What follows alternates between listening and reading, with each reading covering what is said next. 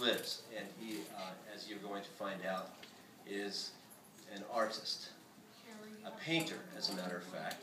And I too am a painter, and I have a painting there by my station, and have been painting for a long time. This is having grown up here, born in Marin General. I have spent a lot of time in the watershed, and that's been my inspiration. Also, if you've ever read Jim Harrison, who's no relation to me, there's a novelist and a poet. All the covers of his novels have a painting on the front by Russell Chatham. And I loved not only Jim Harrison's novels, but I loved the paintings on the front, Russell Chatham's paintings. And that's really what inspired me to paint. And also Jim Harrison has been a huge inspiration in my writing. So, nice little package there. So I'm going to read from Hack, the first novel that I completed. There is also another backstory here that you have to check out. It's on the Huffington Post if you just search on my name. Or if you search on the name Melanie Mills, you will find this story. I'm just going to briefly paraphrase it. She was my first literary agent. This is quite a while, about 10 years ago. And she, after reading my manuscript, in which our protagonist fakes his death and comes back, and you'll see why he does this when you read the book, but he fakes his death and comes back under an alias. My agent, literary agent, after reading my manuscript, did exactly that. So I'm going to leave it there. And you have to look it up in the Huffington Post or get in touch with me, and I'll send you all that's been written about Melanie Mills, which is just one of her many aliases. I wish this story was as good as that, but I try. At least it was inspirational for somebody. So this chapter is entitled The Chicken of the Sea.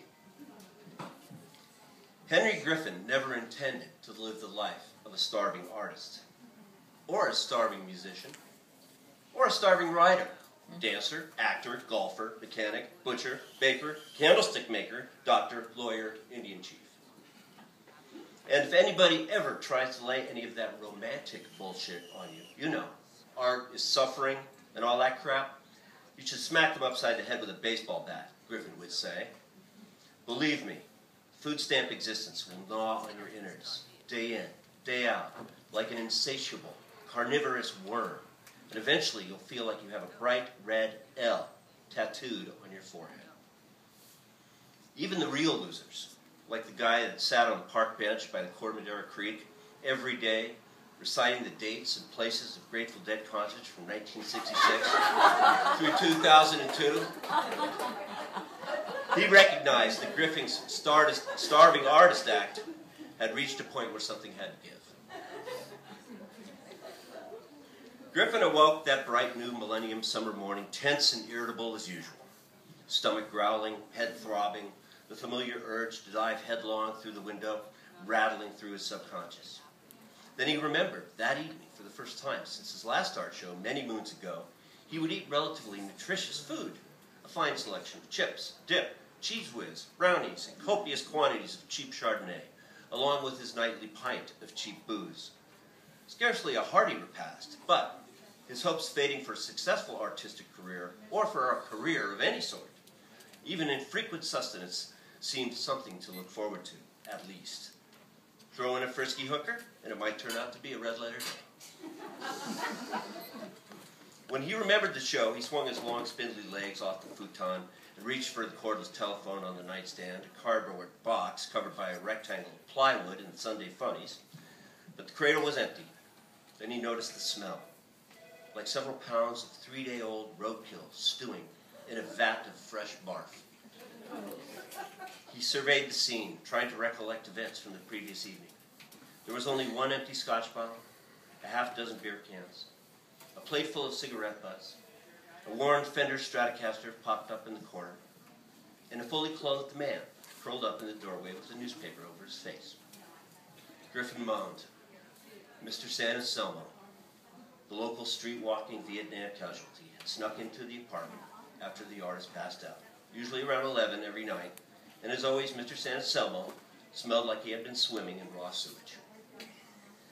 Griffin walked over to the man and gave him a shove on the rump with his foot. "Mr. S.A., wake up, get the hell out of here, you smell like shit." The man wasn't moving. "Jesus." He reached over to the sleeping man and opened the door, then walked across the apartment, slid open the double-hung window. He leaned out, took a deep gulp of summer morning air, and made a mental note to start remembering to lock the door. The somewhat unexpected presence of Mr. S.A. indicated that perhaps there had been other nefarious activities the previous evening, but, as was the case with the last several months of blackout drinking, anything that happened after 8 p.m. was buried deep into the darkest reaches of his aching brain. On such occasions, which were growing increasingly frequent, Griffin found that he could trace his steps by checking the CD player. When he saw Bitch's Brew in the tray, he paused and ran his long fingers through his thinny brown hair.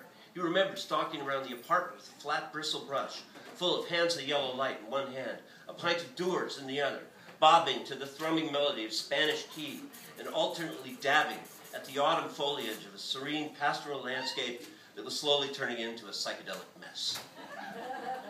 Encouraging though it was, this revelation did not lead directly to the location of the phone, nor did it reveal how Mr. San Anselmo had ended up sleeping in his apartment, though at least the cool, fresh breeze from the outside had made his sleeping presence relatively tolerable. Mr. San Anselmo isn't nearly scary as he looks once you get to know him, Griffin was fond of saying, though he could see why some folks called him Bigfoot. The only discernible human skin on his face was his cracked and soiled cheeks. Everything else was covered by thick, matted hair and several layers of clothing, which was excellent for sleeping in the bushes, as Mr. San Anselmo did most nights, but completely impractical for crashing at a friend's apartment. Griffin watched the PTSS victim carefully for several moments to make sure he was breathing, then turned his attention to finding the telephone. If it was my car keys that were lost, I probably would look in the refrigerator, Griffin thought, such being his deteriorating mental condition. Not once did he leave his car keys in the refrigerator. Maybe I'm spending a little too much time hanging out with Mr. San Anselmo, he wondered aloud. As he put Bitch's Brew back in its case, it occurred to him that perhaps, if the phone were his car keys, it would be very unlikely for them to be in the refrigerator. Just then, as if the phone were looking for Griffin, he heard a muffled ring. He stopped, listened. It sounded like someone was strangling a turkey. In the refrigerator. No, it was coming from the freezer. He opened the freezer door, and there it was, Frosty, next to the buffalo wings from several years back. He reached in and tried to grab it while stabbing the icy top button. It immediately slipped out of his hands onto the linoleum floor, where he promptly kicked it under the fridge. He could now hear the faint voice of the caller from deep in the under-refrigerator mire. It was the owner of the California Heritage Gallery, the only gallery that showed Griffin's paintings, his loyal rep, Archibald Wilcox. "Hello, Hack, are you there? Henry! The artist fell to his hands and knees and poked his hand under the refrigerator, only to knock the phone further into the assorted clumps of thick, oozing, under-fridge grime. "Hack!" yelled Wilcox. "I know you're there! What the hell are you doing? Say something, for God's sake!" "Coming!" he yelled as he lay down and stretched his arm full length, coaxing the phone through the muck. As soon as he got a grip on it, he yanked it from its stinky hiding place. "Shit! God damn it! Oh, you son of a bitch!" Griffin howled. He had ripped off a healthy hunk of flesh from the back of his hand on some protruding piece of refrigerator metal. Then he heard a battle cry from the doorway. "Aye! Mr. San Anselmo barked as he sprung from his supine curled-up condition into battle stance, his bloodshot eyes darting around the apartment. "Wilcox! Jesus, Wilcox!" Griffin hysterically shouted back into the frozen phone. "Mr. San Anselmo, look! I'm bleeding!" He pushed his torn hand toward Mr. San Anselmo, thinking the shell-shocked vet might spring into action and fetch a bandage. "Ah!" Mr. San Anselmo stood, transfixed by the blood. Griffin froze. "Oh, Jesus. Now I've done it," he thought. Mr. S.A. is going to have an Agent Orange flashback, break my neck, carve my heart out with a butter knife. Thank you.